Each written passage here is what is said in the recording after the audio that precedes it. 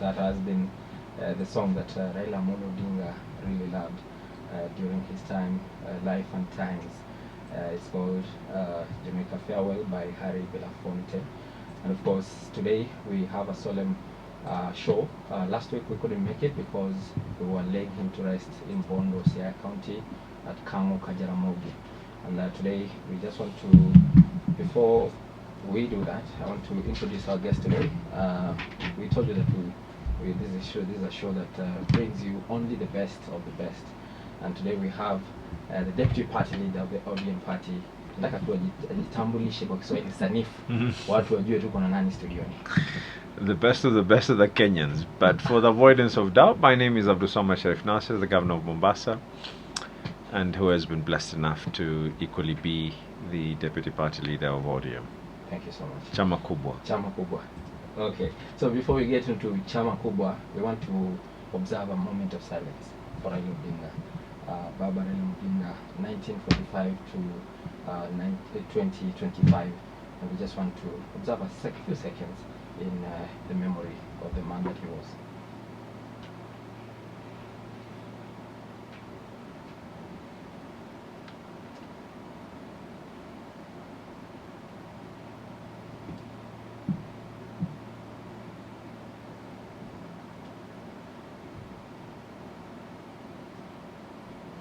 Well, thank you so much. Rest in peace, Raila Amolo Odinga, the former Prime Minister of Kenya, and also the former ODM party. We're not calling it former because there's someone who is acting in that capacity. And of course, we have a lot lined up for you today, and we just want to start with one of the songs that was playing very loudly in from Kisumu. I was actually in Kisumu County. We started from JKIA to the funeral service at the Nyayo National Stadium to Kisumu, that is Jomo Kenyatta Stadium, Mamboleo, and finally the resting place in Siaya County. And I had a very beautiful song. I don't know whether you know it, Governor, but we want to play it to sikia kama unajua. Cynthia, are we ready? All right, let's go.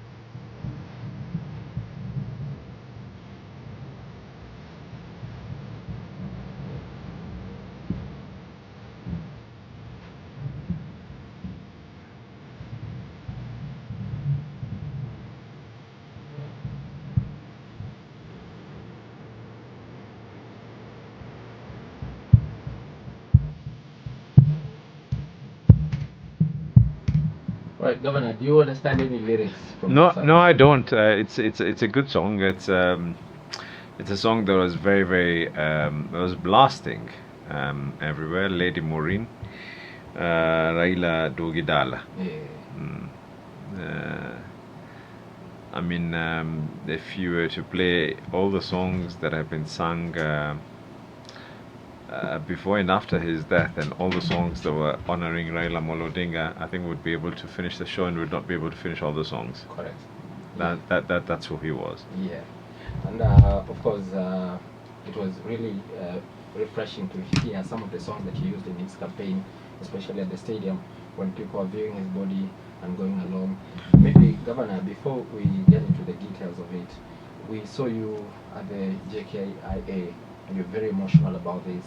We too were emotional about it.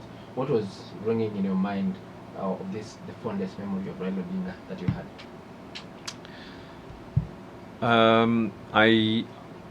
I used to have a habit. I mean, now he's not there, but I used to have a habit whenever I would travel. I just, not that he insisted or anything, it was just out of, I think, habit. I'd call him and let him know that I'm traveling. I was actually, when all this happened, the night before, I had talked to him and informed him that I'm traveling to go to South Africa. I was in Joburg when all this happened, and I just landed in Joburg, spent a few hours trying to get some sleep, and the first call that I got was that are you aware we are having some information? So I just tried to gather myself, and the first call that I made was to two people. I actually called Gladys, and I called Gladys Wanga, and I called Jeanette, and immediately I talked to Gladys. You know, she was really in tears, and I was in Johannesburg for some leadership thing that was going on. I mean, I was amongst, I think we were about 20 African leaders that had been put together by Bloomberg and Amali, and I just couldn't. I was actually going there to do a presentation on behalf of Mombasa for something that we needed to be able to get done through donors. I just couldn't. First thing that I did is I woke up and I told. I just went on the next flight, left my bag, left everything, got the next plane out, and by the time I got here, when I landed, is when the team was actually boarding to go to India. So I managed to get them here, but actually I had talked to him the night before, just to let him know. I wouldn't recall the exact time, but it wasn't really at night. But I had talked to him just to let him know that I'm traveling. And some time back, about a week or so, he called just to congratulate us the way we are handling the situation of Kasipul and going to Magarini and preparing for the by-elections that are upcoming. And I remember telling him that, Baba, please this time round, allow us to win this for you. You know, when you come over, we don't want you to go to the campaign trail. Allow us just to be able to get this done. And he was in he was in all smiles. He equally had requested me, which I'm also pursuing, the hospital that he was in, I think they call it Ayurvedic, you know, Ayurvedic, yeah. And he had requested for us to a possibility of doing something like that in Mombasa. I believe he talked to another governor as well on that. So we are actually pursuing that as well. So it was more of a shock. I had actually planned with some of my colleagues that immediately I come back from South Africa, we were planning to go to India, just spend some time with the old man, you know, a day or two. Yeah. And then it happened. We got plans. Yeah. And so, what was your last conversation with him like?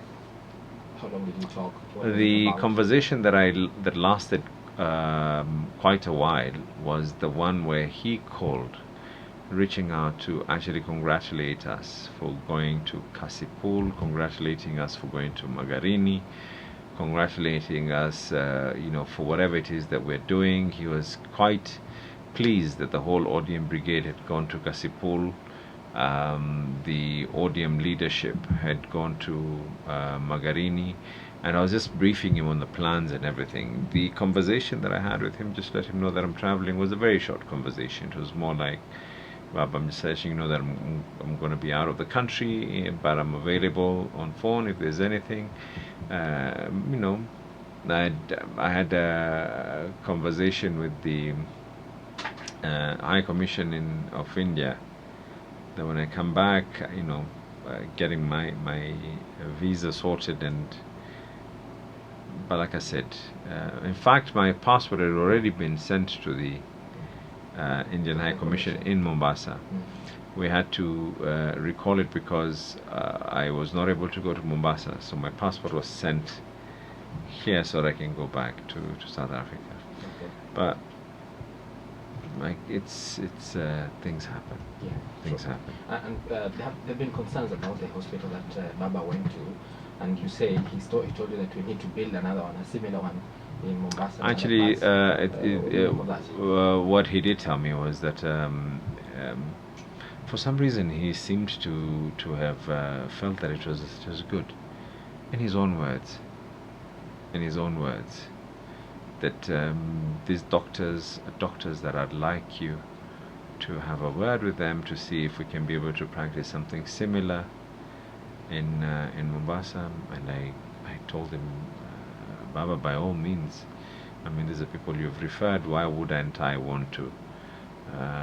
And I'm gonna meet them. I'm actually my office has been in touch with them. I think they should be coming the week after next to Kenya. Okay. And lastly, on that part, what do you remember the most about Baba? And I know everybody had something to say about him. What was this thing that was very outstanding from him as a person? Very, very solid advice.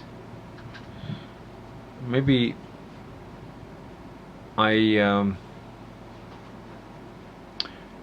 he trusted me. I'm sure he saw something. But first time I wanted to become a member of parliament, he put his foot down and he said, this is the person that needs to be able to be in parliament. Second time I became a member of parliament, I ended up becoming the chair of the Public Investments Committee. A very powerful committee. He put his foot down as well, and he said, this is the person who can actually be able to get the job done. I would very, very, very, very frequently sit down with him, get advice from him. One thing I can confirm, not once did he ever try and convince me or try and tell me change a narrative or don't call so and so. Some of his very close friends appeared before me, and the old man was like, you know what, just get your job done. Yeah, I remember during the COVID millionaires. Yes, and everything. yes. He never once called me and told me why are you calling my friends or anything like that. And if there's something that he had issues to differ with, we would sit down. We'd sit down and be able to talk about it. And by the way, the conversation about how the airport should actually that the fact that you need a partner to be able to develop the airport was yeah, well, you might want to call it the Adani deal, but whatever deal it is, the fact still remains we need to build an airport. We cannot continuously have the airport run the way it is. Does Kenya have the kind of finances to be able to put a first-class international airport to compete with others? Not necessarily. Are there easier ways to get it done? Yes. In fact, this is a conversation that I had with him during my second term being a member of parliament. So it's not something that he actually just thought of. He actually believed in it. We were discussing about it, the issue of Kenya Airways, why we should have a national carrier,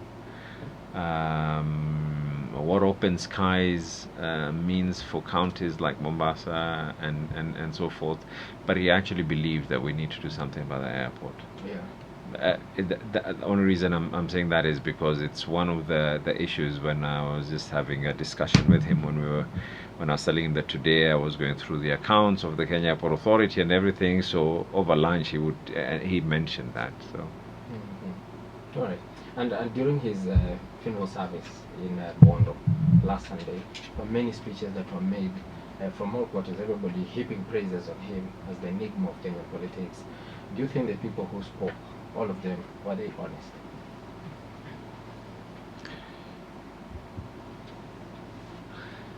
Maybe allow me just to. I hope they were.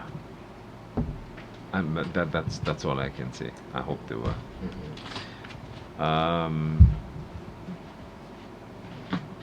I'm still trying to think hard. I mean,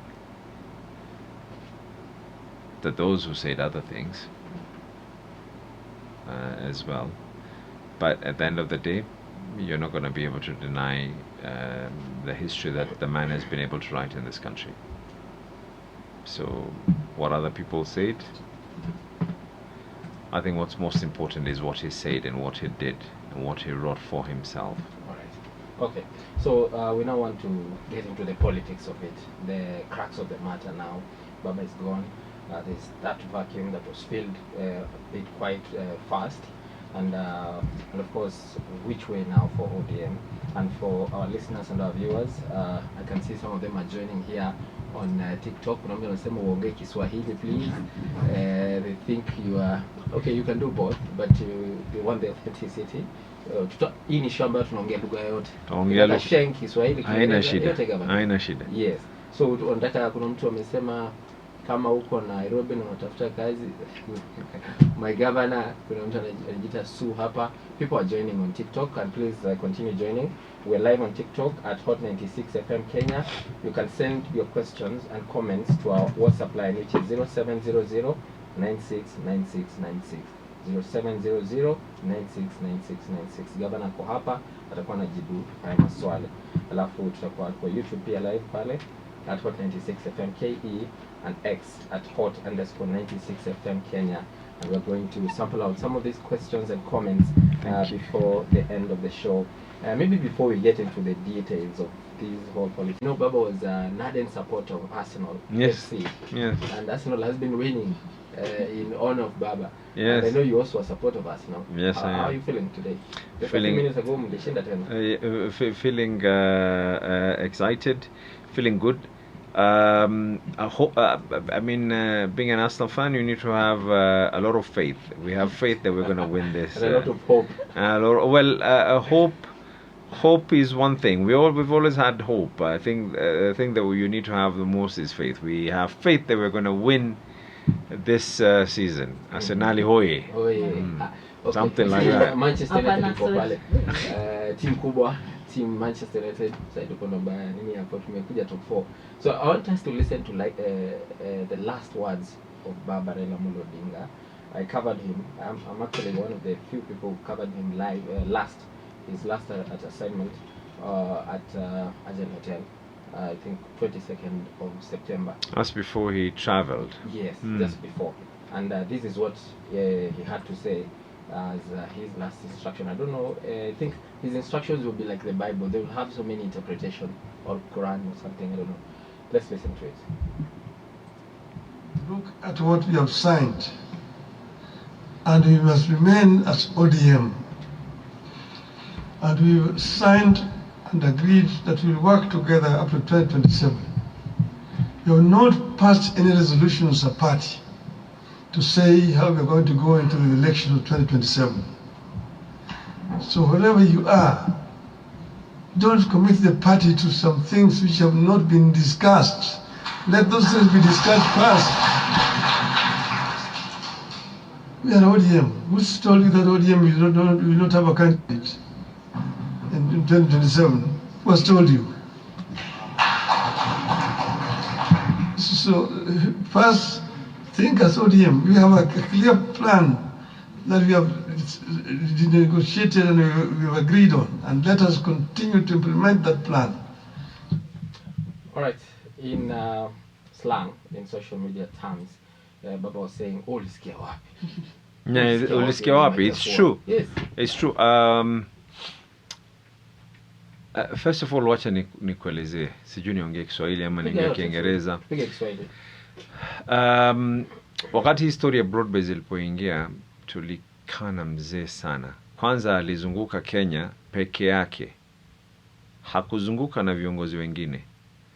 Aliingia kwa gari, kama ni kwa chopa, kama ni kwa ndege, akaenda, najua katika sehemu alokwenda nyingine ilikuwa ni Kwale, alienda baadhi ya county nyingine, alifanya ile tunasema random picking ya counties kadhaa kuweza kuwaelezea ya kwa tunaingia katika Broadbase, mnaonaje, tuweke mkataba, tusiweke mkataba. Na kisha tukakaa katika Central Committee. We stayed actually till quite late at night that day, and we had a full house. Every one of us was there. Na mzee akawa anatuelezea exactly where the country has come from. We're at a very, very difficult point in this country. At a time when, it was not an easy thing to see the army on the streets. But we saw the army on the streets. Parliament even approved for the army to go to the streets. And then we asked ourselves, if the party wanted to go katika ile angle tunasema ya kwa populism, I'd not be here doing this show today. Ningelikuwa siko hapa. Inchi tungechoma. So what was next? How do we salvage the country? How do we move till 2027? The agreement is exactly that. It is up to 2027.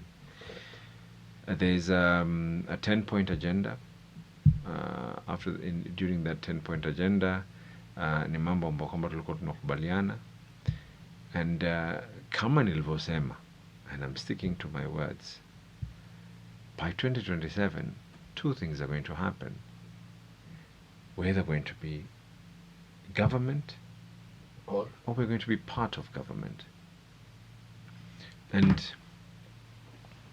because you see, you have three options.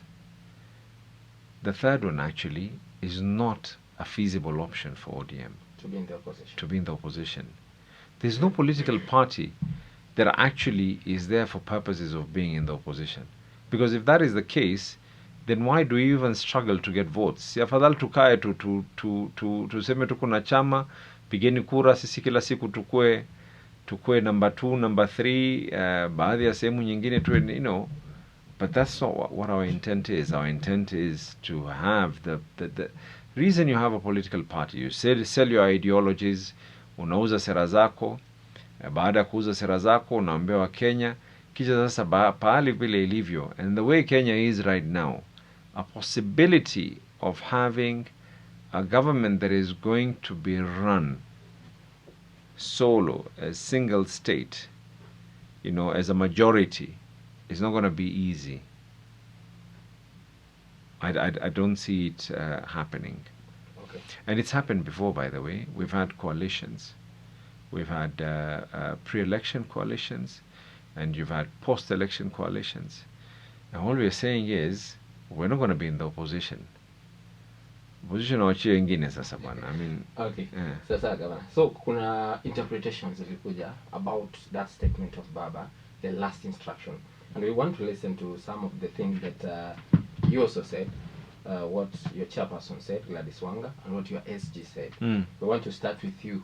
Okay. Yes, this is what you said in Bondo last Sunday. Umetufunza ya kuwa kuna njia nyingi ya kuwa kanga.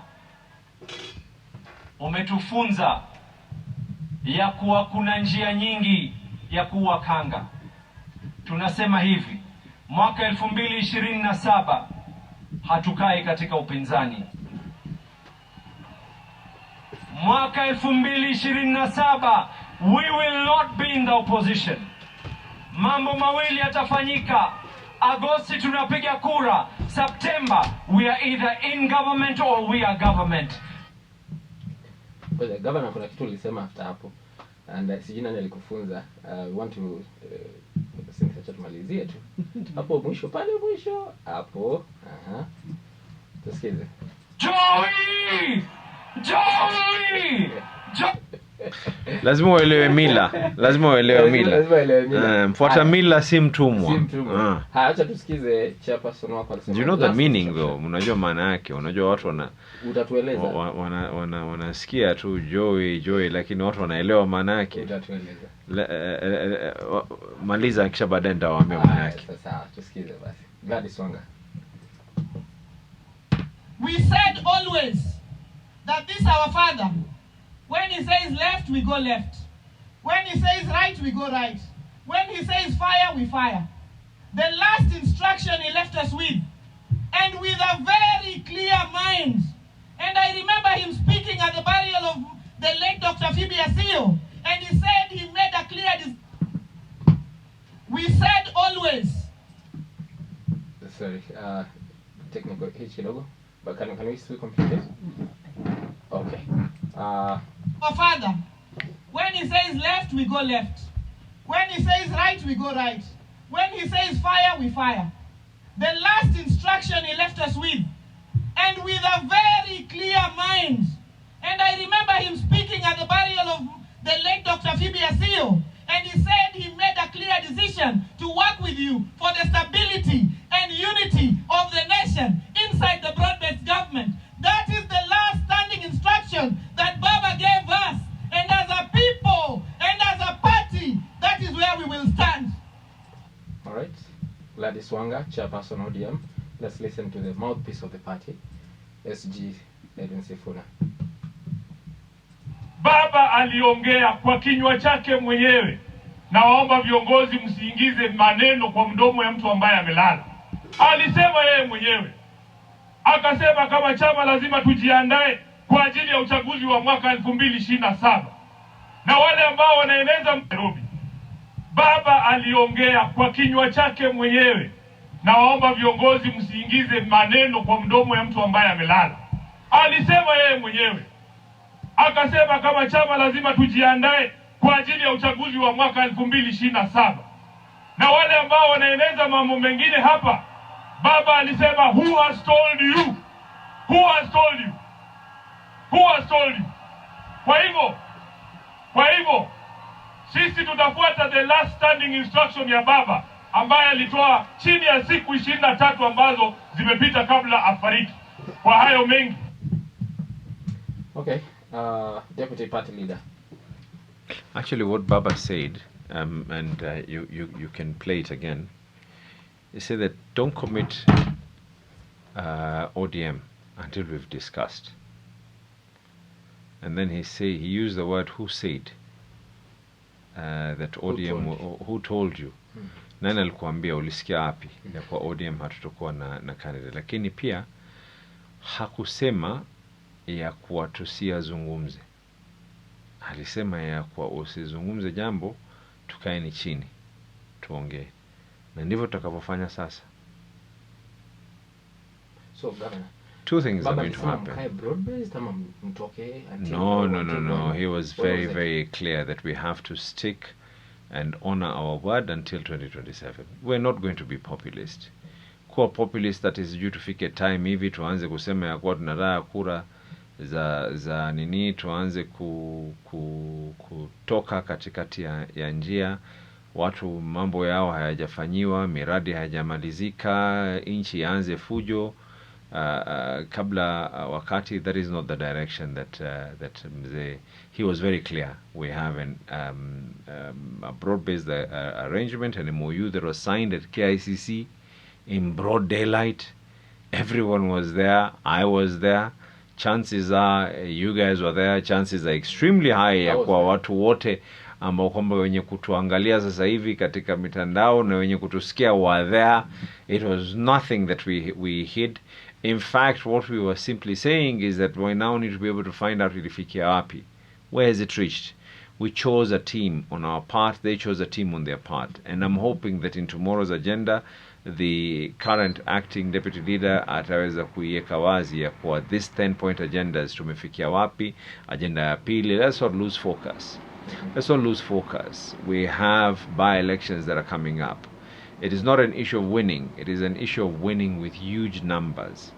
We have ODM at 20 that we as leaders have agreed will continue. And in this time round, we're not saying ODM at 20 alone. ODM at 20, Raila at 80. In honor of our former party leader. But then as it stands right now, the words that Raila said is, don't commit the party. Yes, don't commit the party before you have discussed it. Please play it again. Yeah. But again, before we play it back, the SG of the party, Edwin Sifuna, I feel like he's saying that we need to review this thing again because The terms have changed. The person who signed it is not. First of all, anymore. no. The person who signed it actually, if you look at the document, there were more. Yeah, but the person who was signed. I'll tell you one thing. As a party, I strongly believe that we will all speak with one voice. Expect this. Expect this. This is science. It's nature. What happens when you start throwing multiple of balls? Balls will start pinging all over the place. They'll start without necessarily having a certain direction. And eventually what's going to happen when the kinetic energy starts going down, the balls will start moving slowly and slowly, and they'll all be able to follow a direction equally. Open the tap or the shower in your shower, water will be splashing all over. But what's going to happen? Eventually, it's all going to go to the drain. Now, what I'm basically trying to say is that we've just been hit with something. And courtesy of the media as well, you've been, the media has been quite loud. I saw a headline today, ODM's, what did it say? Something like ODM's for Kenya moment. They were really, really looking forward. I mean, why are people looking forward for us to be divided? But it is divided. Ulisikia wapi tutagawanyika? No, that he will never support this broad-based government. But he said, by the way, he said it even when Baba was alive. I'm going to give him his as an individual. He's an excellent good friend of mine. I mean, I don't have enemies with anyone, but at the end of the day, when for any political party to be able to succeed, people need to sit down. If there's one thing that we were taught by Baba, when Baba was talking to us about whether to go on broad-based or not, I'm telling you, this is a man who traversed the country, akakana delegates alone. In fact, I think the only person who went with him was Morris Ogeta. The bodyguard. Yes, because he came to the coastal region. Ideally, wherever he went, he would go with me. But this time around, he said, no, I want to hear from people raw. And then he sat down with us as Central Committee. I mean, if it was about dictatorship, we would not have sat till 2 in the morning. We had a meal at 2 in the morning. And after Mzee said whatever it is that he said, I don't know whether it is going to be by but he was convincing enough for all of us to agree as to why we needed to. All of us. There was not even one dissenting voice. So why can't we go with the same spirit? We'll sit down, we'll go through the 10-point agenda. Where did they reach? Have words been honored? Have they not been honored? If it is about 2027, we'll sit down and ask ourselves, well, where do we best stand a chance? I don't know. The only time that ODM actually had,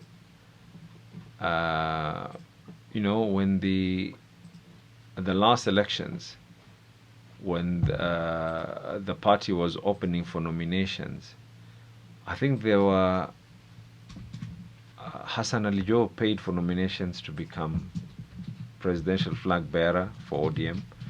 Baba paid presidential flag bearer.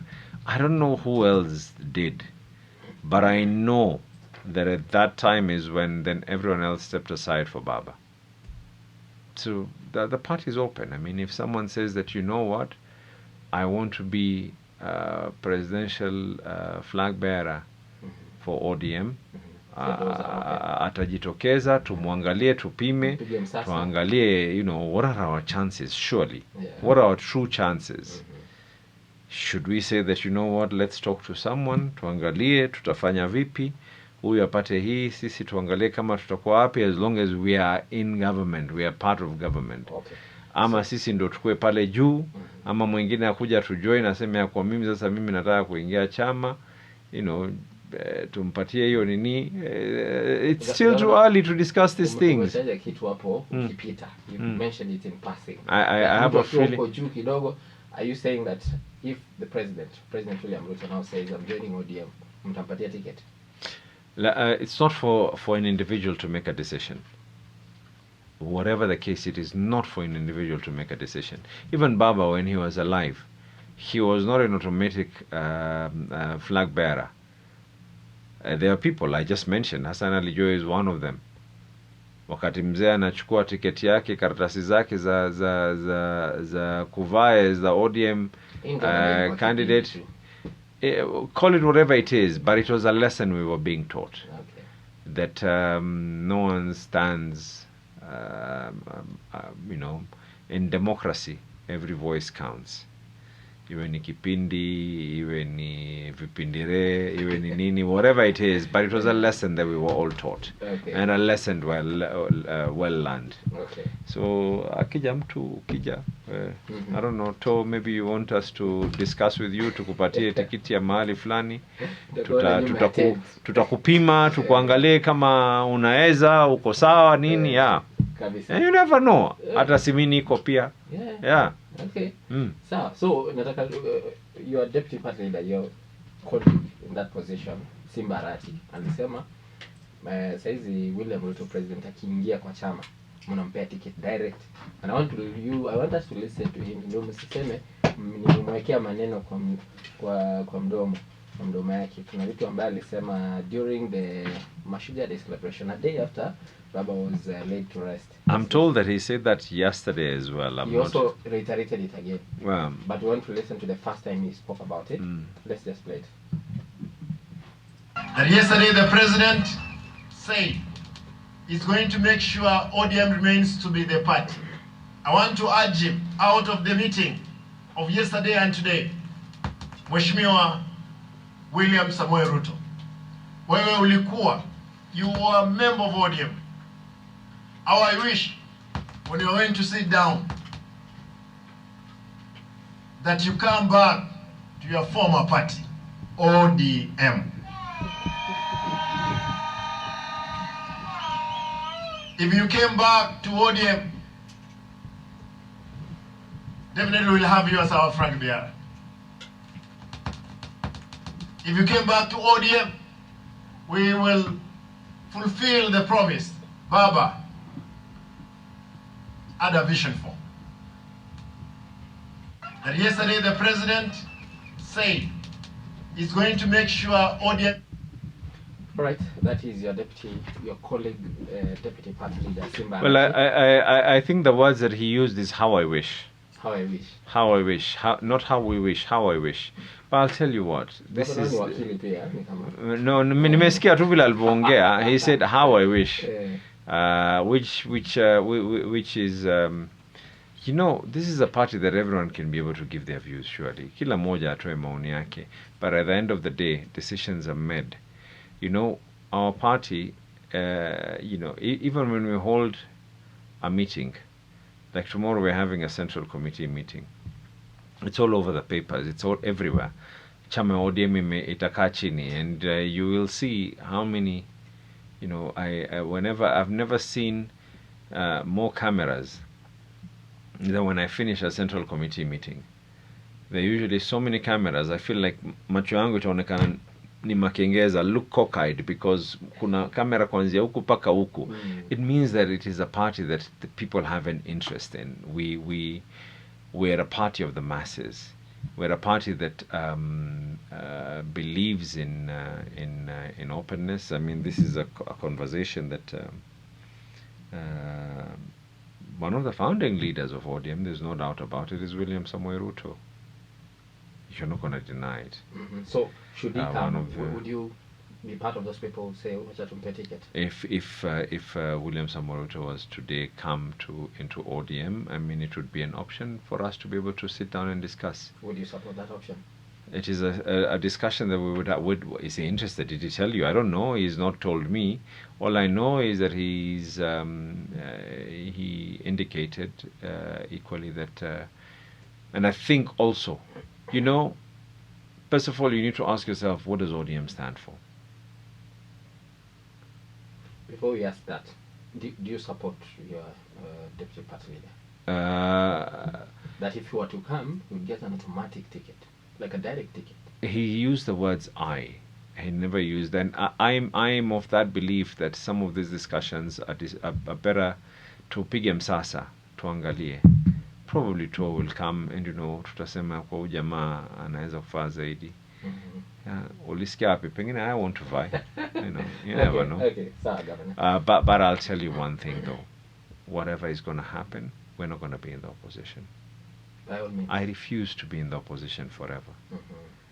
I'm going to do this in honor of Baba. Okay. And you mentioned about the meeting tomorrow. Is it tomorrow? Yes, it is. What are the details of that meeting? What is it about? The constitution of our party is that Central Committee inaitwa na party leader peke yake. And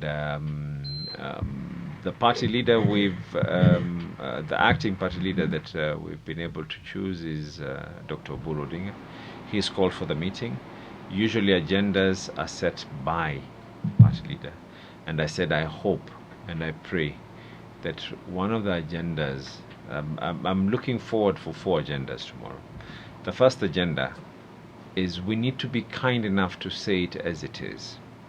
To say it as it is. Had this not been a state funeral, I do not know how we would have started.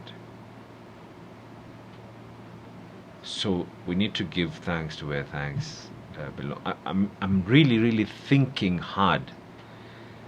You know, despite the military presence and everything else, people broke the airport. People went all the way to the plane. Now, I was with Mama Ida, and she was watching when Mze's body was in Kisumu, and she asked me, how would we have handled it if the government had not provided support? I told her, Mama, if we were to take all the ODM governors, na tuchukue Kanjo, you know, mimi nichukue inspectorate, nani achukue inspectorate, and then now there are those ones who would have, you know, been friendly, watupatie makanjo wao, pia tungeshindwa. It would, how? Please explain to me how we would have controlled. And now imagine a situation where, and then you know we live in an advent of social media. Previous big names, when they passed away, the element of social media was not necessarily there. You want to know the level of who Raila was. You know, when we started this show, you played the song by Belafonte. It ended up being one of the most streamed and downloaded songs in the country. Kenyans are so active on social media, whatever we do here has a traction effect in the rest of the world. So actually people in other parts of the world started getting this, you know, what's this song? Who is this person? What was it all about? You know, you're seeing right now, I don't know whether they call themselves content creators or who it is, but from the whole world ended up talking about this song, ended up talking about Raila Amolo Odinga. This particular flight, which changed name once it got into Kenyan airspace to RAO 001, but the flight was the most followed flight worldwide. The most tracked. You know, Kenyans are tech savvy. Watu walijua kwa ukiingia kwa site hii utaweza kuipata hii flight. It was the most tracked flight. Please explain to me, so one of the agendas I'm hoping for tomorrow is, you know what, give thanks where thanks are due. Asante serikali, asante William Samoei Ruto, kwa sababu kama haikufanywa as a state burial, tungeweza vipi? How would we have handled it? 2, we have by-elections coming up. All these other shenanigans and sideshows need to be put aside. We have by-elections coming up at the end of November. We don't want to just win. We need to win with numbers. I will not allow one of those funny parties to win Magarini. I will not be sleeping well. Not for anything else, because I feel that I would have truly let down the beliefs of Baba. You know, Mzee is the kind who believed that we need to have a party in Kenya that is going to have such strength and such roots embedded so deep, something like the ANC. South Africa. It's a party, the Okay. Democratic Party, the Republican Party. Okay. Whoever comes in, whoever goes. So first of all, we have by-elections. Mm-hmm. Two, we need to start asking ourselves, when are those specialists that we had put into place to talk to the specialists on the other side, on the 10-point agenda, when are they reporting back to us? You know, that's the third issue. And the fourth issue is, we congratulate our acting party leader, because he was actually proposed and seconded by the National Executive. The National Executive is an extension of the Central Committee. So it's kind of like it's got more numbers, because every Central Committee member is there. I proposed him. I'm the one who proposed it. First of all, it just became as an AOB, because we had a meeting, we had to discuss, but power abhors vacuum. You can never, if we did not do what needs to be done, then every single person would have started, And you know, declare themselves. and yeah. But they tell us about that meeting, because I know there was a National Security Council meeting. I don't know if that was part of the discussion to... No, we're not part just and an parcel. internal The National Security Council is a constitutional. Sijafika huko bado. So hamkupewa Pengine instructions nikiwa mwambie- flag bearer mweke mutanieka. party leader pale. No. What? No, surely no, not at all. This meeting was actually kuweza kubrief. You know, ODM is a party that has structures that goes all the way to the polling stations. So kwanza kuna Central Committee, kisha kuna National Executive, kisha kuna delegates ambao kwamba watakutana as delegates conference, which we're hoping to do sometime next year. Tukimaliza the delegates conference, sasa huko chini kuna watu paka kwa mashinani polling stations. So the thing that we did is we had to call the nearest possible. Calling a delegates conference ni kujaza Kasarani ama kujaza Uhuru Park, you know, and to tell people on the plans of Baba's funeral. So we had to get the small team, which is and then when that happened, I proposed it as an AOB, that look, good people, we can't have a party that is not going to be led. And I'm the one who proposed. And the person who seconded it was Simbarati. And I strongly feel that Dr. Oburu, because right now, if anything else, we need that level of maturity to kutuweka mosmos. You know, and that's the only reason. That was the reason why you saw that he was... I proposed Dr. Oburu for that reason, because Okay. he's mature enough. He's someone who was the closest confidant of Baba, and at a time of mourning, at a time when everyone started making comments left, right, and center. And by the way, there was not even one person who voiced their concern otherwise. Okay. Wote waliokuwa pale, and we had a quorum. Okay. So, Governor, kuna watu wanasema, of course, Oburu has his record. He's been MP for a bond of 19 years, from 1994 to 2013. He's been a member of parliament, a nominated MP, been a member of parliament for Yala, and now senator. Over 30 years being in this thing. But some people have questioned the choice and saying that, okay, is this a family affair, number one, number two, the age factor. No, actually, for the fact that, I'm repeating this again, the party was at a very, very volatile situation. We've just lost our party leader. You know, look at all of us who are the deputy party leaders right now. If one of us, we're young enough, we've been vocal at a time like this when the party needed some level of calmness and direction. Do you say, I would have been greedy enough and said that, you know what, I want to be. Simba would have been greedy and said he wants to be. Or Sotsi would have said, no, let it be me. Gladys would have said, you know what, no, wache mimi. But Sote, we all agreed that, listen, good people, this party right now, we need to have a bit of calmness. So that as we discuss, as we talk, as we chart our way forward, we have a person who can be able to give us that dosages of wisdom. We're not talking about anything else except that power abhors vacuum. When you have a situation in politics, in political party leadership, where hakuna yule ambaye kwamba anafaa kuwaongoza, kila kichwa kitainuka. Na wakati kila kichwa kinainuka, sahihi ile maneno ambayo kwamba ingekuwa imeongelewa hapa sahihi, tuko na party chairs 47. This is a party ambayo iko na watu all the way mpaka grassroots level, mpaka polling station. Tuko na watu ambao tumewachagua katika polling stations, walipiga kura na wakawa polling station members.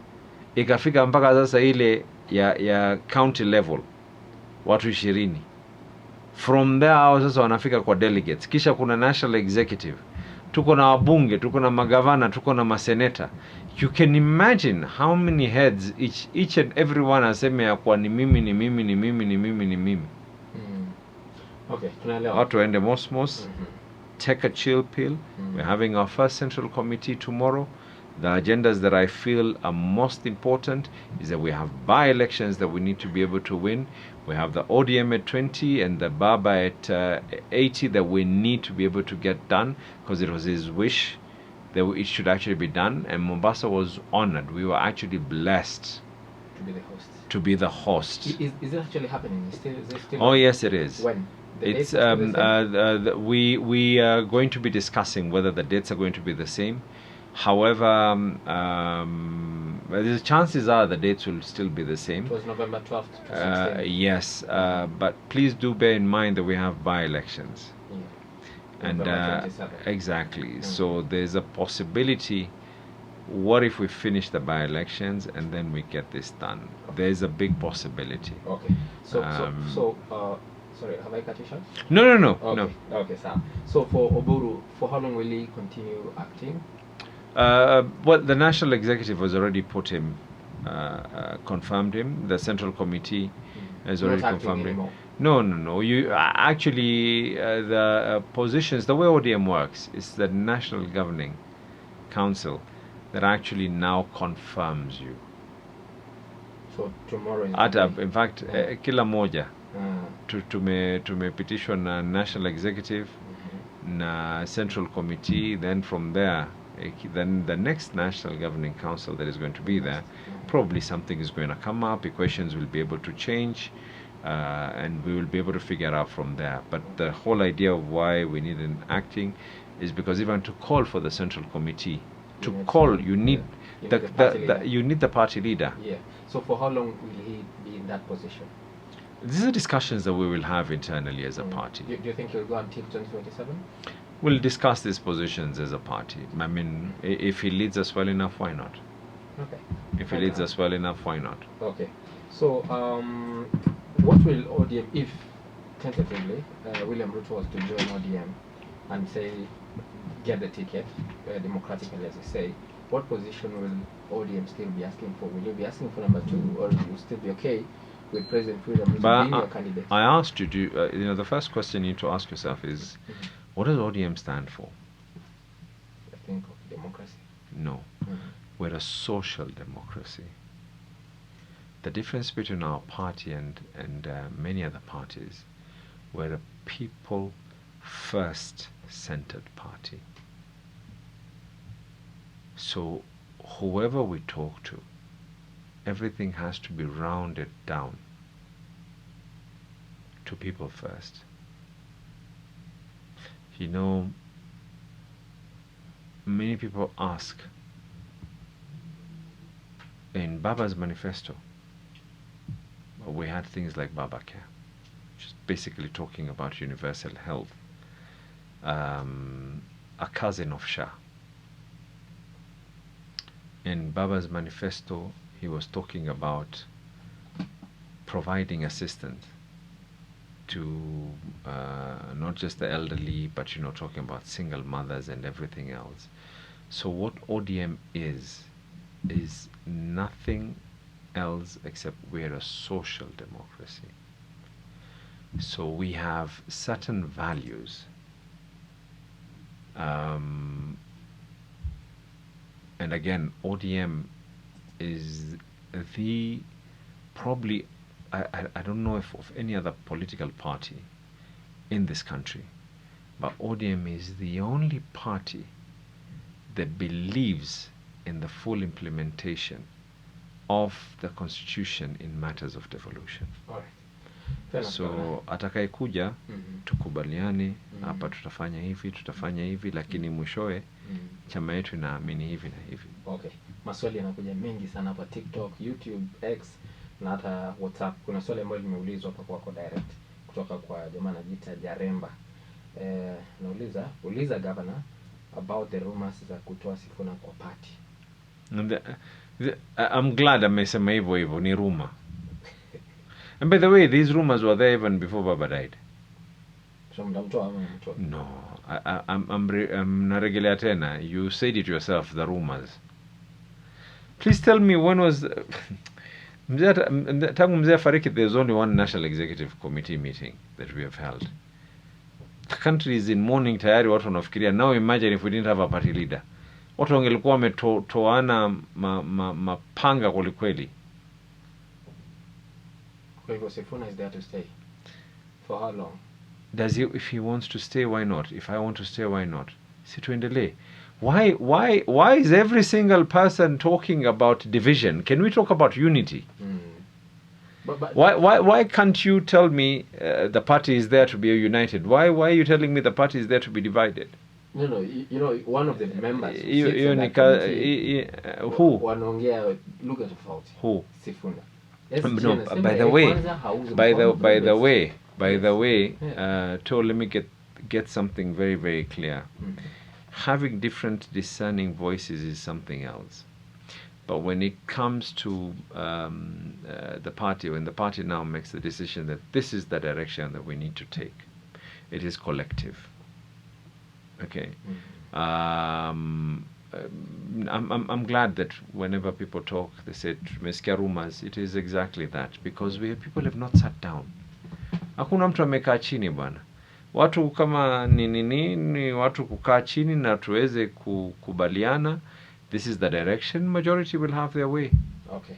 And you mentioned about Oburu being the person who will come with wisdom, mtu ambaye atakuja kupunguza pressure. Sio kwa atakuja, ashakuja. Ashakuja. Yeah.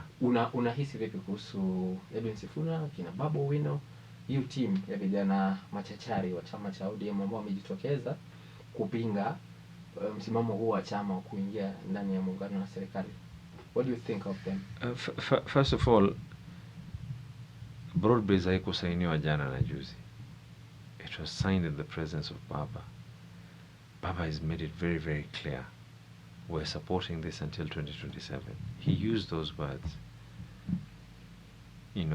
Sasa unajua ukianza kuniambia ya kwa tunaanza kumsaliti mzee na hata mchanga haujachukua maiti kisawasawa, I think that will be wrong. Because in his own words, maneno yake mwenyewe, no, asijawahi kusema kwa vijana wamemsaliti. So let us be very, very clear. Yeah. Me as an individual, me as Abdulswamad Shariff Nassir, I am a firm believer in a strong party. I will never go anywhere na kuanza kukastigate na kusema kwa huyu amesema huyu amesema. In fact, I think in my time there's only one time that I talked against a leader when it came to matters of politics, because he gave an ultimatum to Baba. And he said that tunaambia Baba kama ikifika time hii kama hatoki itabidi tutoke chama. Nikaambia hata usingoje, because Baba is not a person to be given ultimatums. Toka sahi.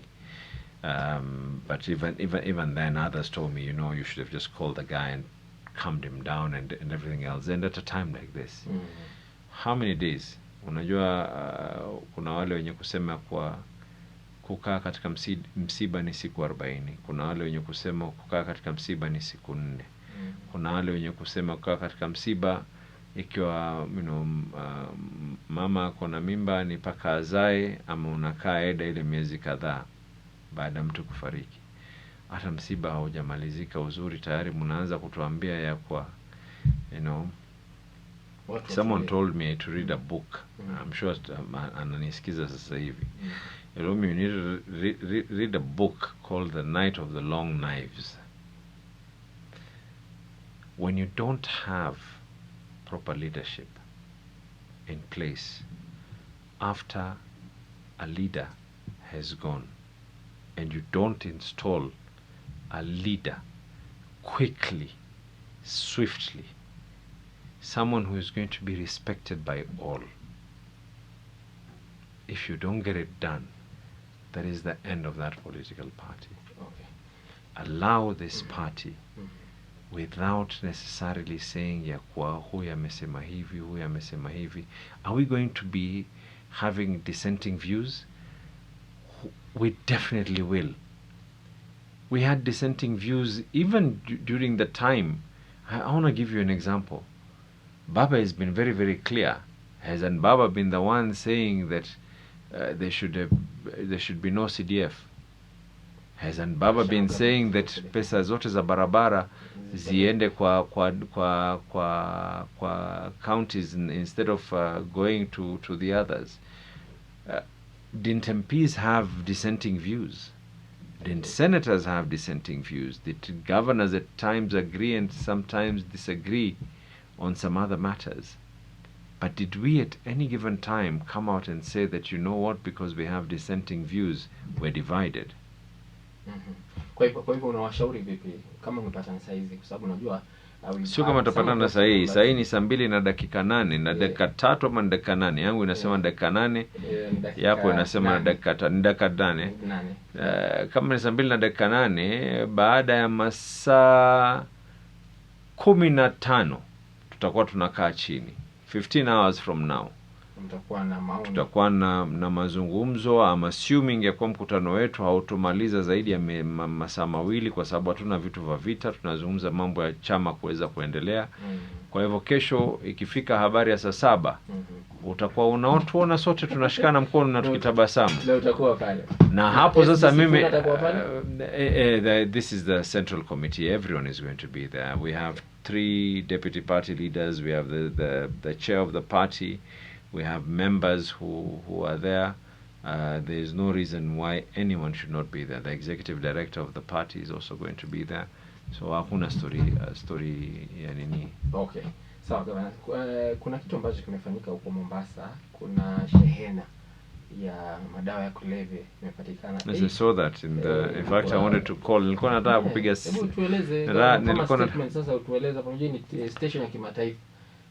Ueleze uzungumza na Wakenya. Nilikuwa nataka sana kupiga actually niweze kupeana kongole kwa watu wa intelligence na kupeana kongole kwa watu wa DCI. I mean, this is unprecedented.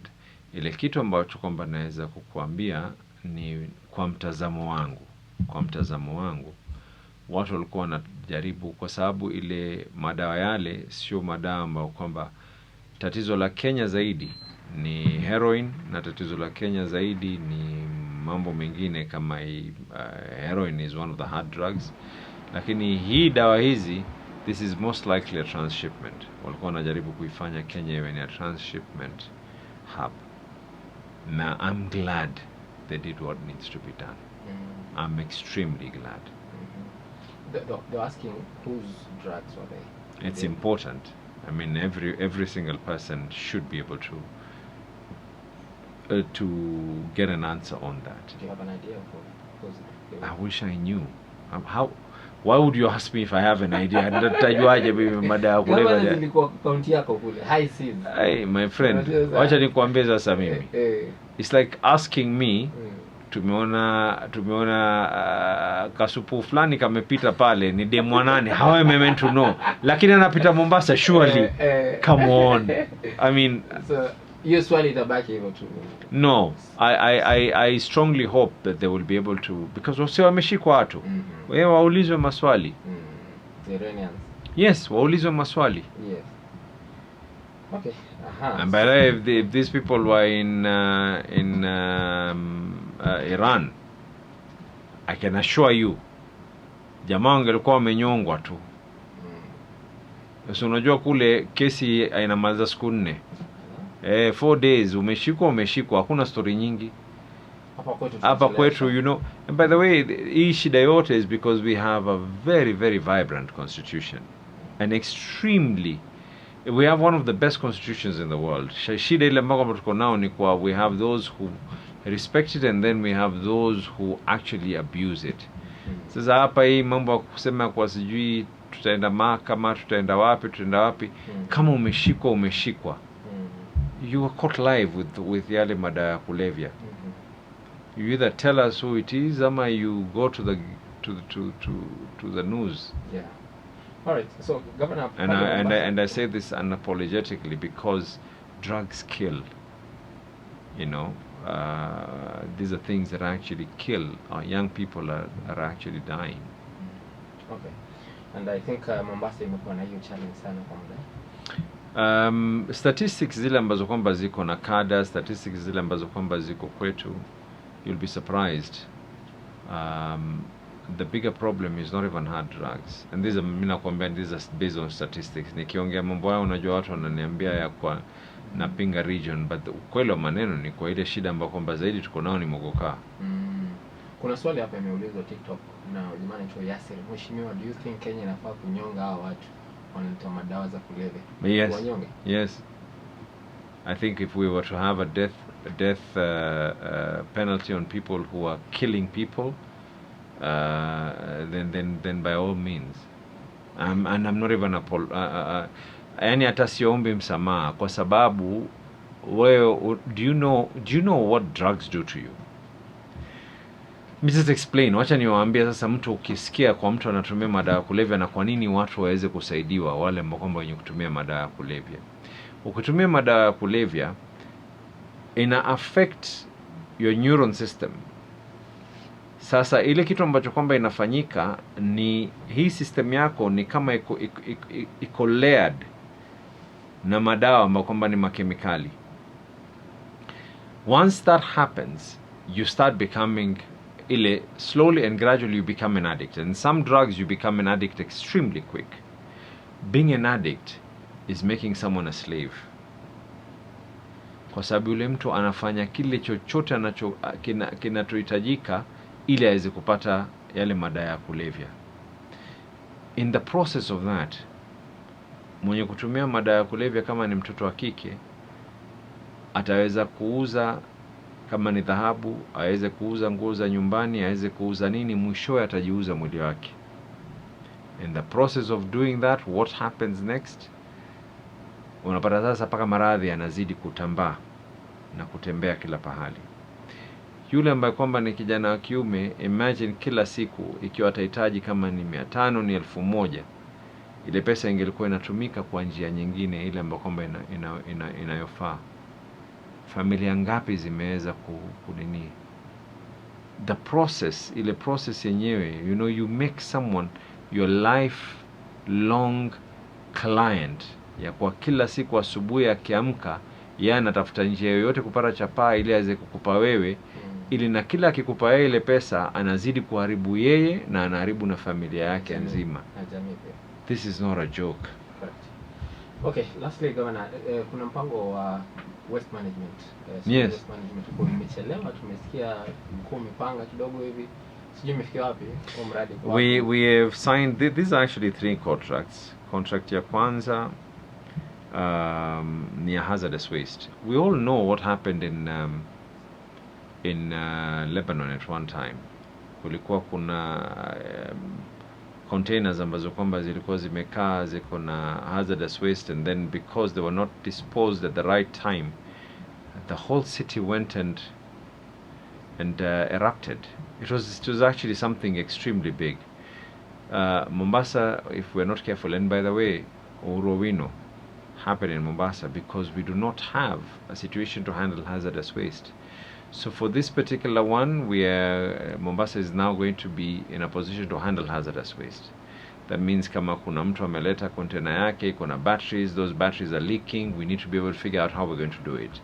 Tuko na pahali ambapo kwamba kuna lead, petroleum products, anything else. We, as a port city, the magnitude of Mombasa, the fact that we don't have a hazardous treatment facility is actually, I'm glad. Within the next couple of months, we should now be up and running on that. This is nothing else except itakuwa ni kitu ambacho kwamba kinasaidia watu wa Mombasa hali yao ya afya. Ya pili ambayo kwamba bado hatujamaliza ni kuhusiana na mambo ya maji taka. Hii tunaita siwa. We have had a problem forever. Investment ambayo kwamba inahitajika kutengeza hii siwa system yetu ni mabilioni. We don't have the money. So someone comes and invest pesa yake. Baada ya kuinvest pesa yake, sisi tunamlipa taratibu taratibu kila tunapotumia. Do you know we have no sewer treatment plant in Mombasa? You'll be surprised. One of the oldest one, which is in Kizingo, which was handling part of the island, died 33 years ago. 33. The other one, which is in Kipevu, which was handling majority of Mombasa West, literally died 13 years ago. Now we're about to finish that particular one with the World Bank. Tunajaribu kuimaliza. Kwa yule ambaye anajua Mombasa, a big majority of majengo, na hii si kitu iliyoanza jana na juzi. Majengo area nzima ya Nyali, Chuda, go all those beach hotels, there is no sewer line. So what was happening is kila moja kuna na soak pit and a septic tank. Then the idea was watu wanapatiwa ruhusa lakini watu waweze kunyonya. But the county can only be able to account for 3%. Where does all that waste go? Becomes a problem. It goes to the ocean. Kwa wale wenye kuishi Chuda, bahari ya Chuda haikaliki. Kwa hivyo watu wa Mombasa watarajia hivi karibuni mambo yatakuwa. No, this is going to take longer. Okay. Hii liquid waste si kitu ambacho kwamba, lakini kila makomba tunajaribu kufanya, tukiweza tukumaliza, tutajenga what is called fecal treatment plant, ambao kutakuwa na magari, kazi yao mtu ikijaa pale tunaitoa tunaenda kuipeleka. Lakini nyingine ni ya takataka. We cannot have the same problem. Hii takataka kila siku asubuhi ukiamka, hii chupa ya maji, nini, makaratasi, normal solid waste. What we want to do this time round is a program that will really help the young people. Imeanza hii trial period. We want to see how it is going to behave hii period ya 90 days. Vijana tayari tumewachukua, wale ambao kwamba tayari walikuwa wanakusanya taka watapatiwa uniform, inoculation, watalipiwa SHA, then watapatiwa equipment, and then on top of it watapatiwa na ile tuk-tuk iko na carrier.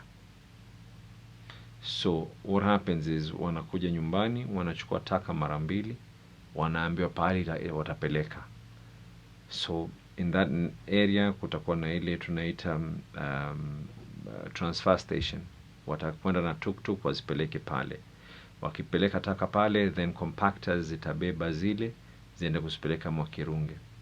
The program that we have again is mtu atakuja atuletee kama ni tuk-tuk, not kama ni, the contract is that ni tuk-tuk 200 ambazo kwamba ziko na body specially for taka, and then ataleta compactor 11.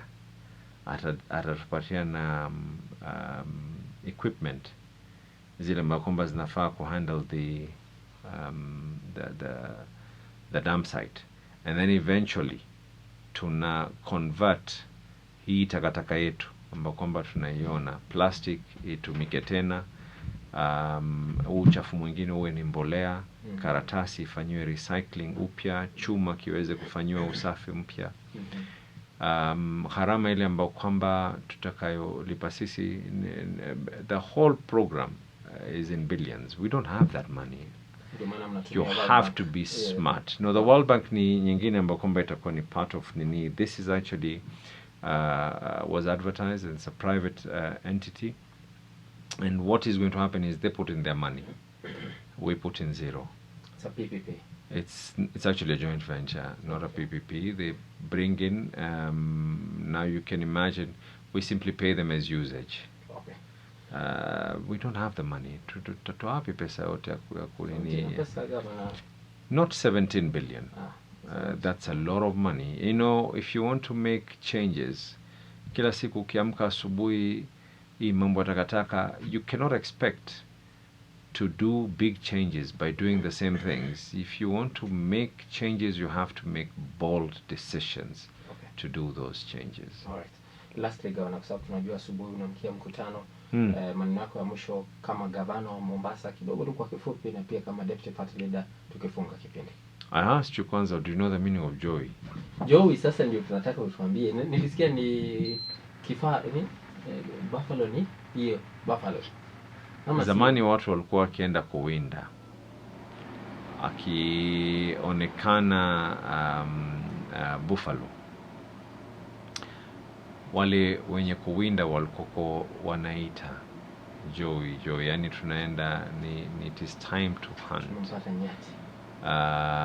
Lakini with time, what it actually means in Luo tradition is you chant ile joy in respect of a warrior, and respect mtu ikiwa amefariki na ambaye kwamba alikuwa ni mtu alikuwa anajulikana, huu ni mtu wa maana, ndo unasema joy. And ideally actually unafaa kuwa na mkuki kwa mkono. Siku ile mimi ilibidi nishike ile fly whisk, kwa sababu ningeshika vipi mkuki pale kuna marais wa nchi, ingelikuwa ni but actually at a burial, that is now the Luo culture. Okay. And if you want to know who Raila is, sasa joy inajulikana dunia nzima. Ndio nikufunza hii mambo ya joy. Yes. Okay. Tulikuwa tumeenda kuzika pamoja. Mimi nikaa na kajins changu kule nyuma, nikamwacha yeye mzee ameenda huko. I'm sure you've seen him when he went to. Yes. Wow. Thank you so much, Governor. I think we've learned a lot from Baba, especially you, and of course we've learned a lot from this show as well. And thank you for coming. Nasikia umetoka jioni tu saizi Mombasa kuja show. Yes. Kwa sababu hii ni show kubwa. Na bila shaka tunashukuru. Next this time is Hot 96. Hot 96. Checkmate on Hot 96. Kapsa. Thank you very much for coming, and I hope next time tukikuita utatokea. Kapsa. Tuzungumze na wananchi. There are so many comments that we could not take, questions. I'd love if you compile them all so that I can also be able to learn a thing or two from the listeners. Well. Thank you so much, Governor, and have a good night. Until next Sunday, enjoy your evening. Asante sana. Politics in Kenya is not a game, it's a showdown. Wow. Governor